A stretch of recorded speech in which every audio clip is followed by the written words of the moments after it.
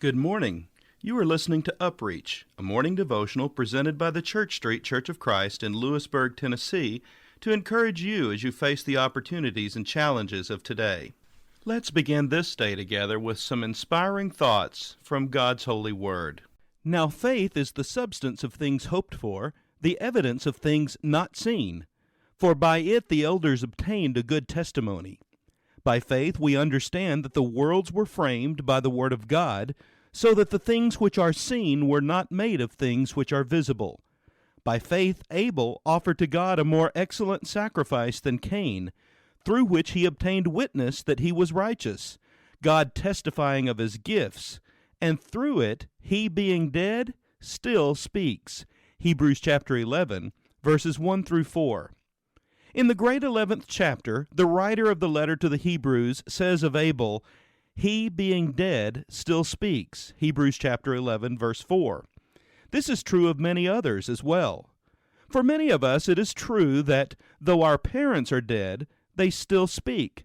For many of us, it is true to this day that many years after their death, our parents are still the greatest influence in our lives. Unconscious though it may be, we still apply to life and its decisions the standards and the principles they taught us. Unconscious though it may be, we still seek their approval in the things we do.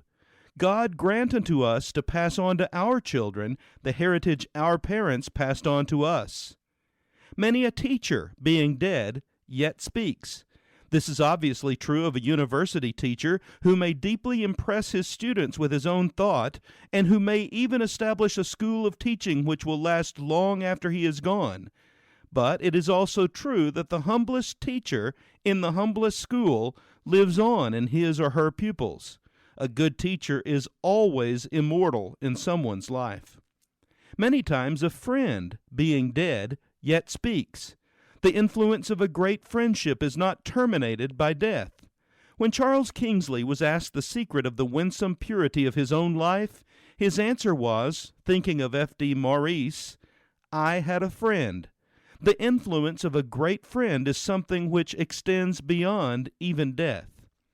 Many a preacher, being dead, yet speaks.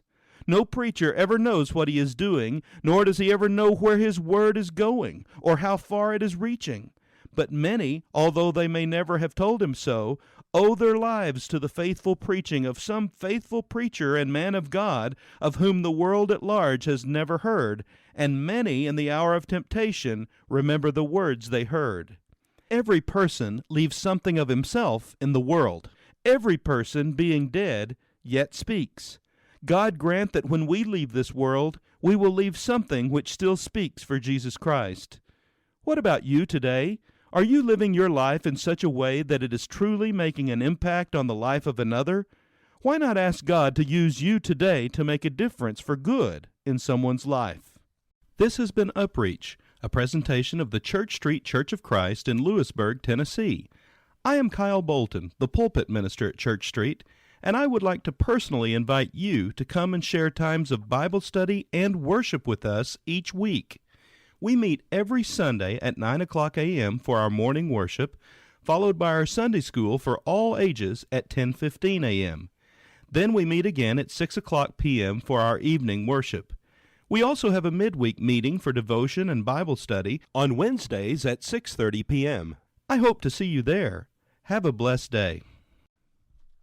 As I travel through life with its trouble and strife, I've a glorious hope to give cheer on the way. Soon my toil will be o'er, and I'll rest on that shore where the night has been turned into day. Up in the beautiful Paradise Valley, by the side of the river of life. Up in the valley, the wonderful valley, will be free from all stain and all strife. There we shall live in the rose-tinted garden, beneath the shade of the evergreen tree. How I long for the Paradise Valley, where the beauty of heaven I'll see.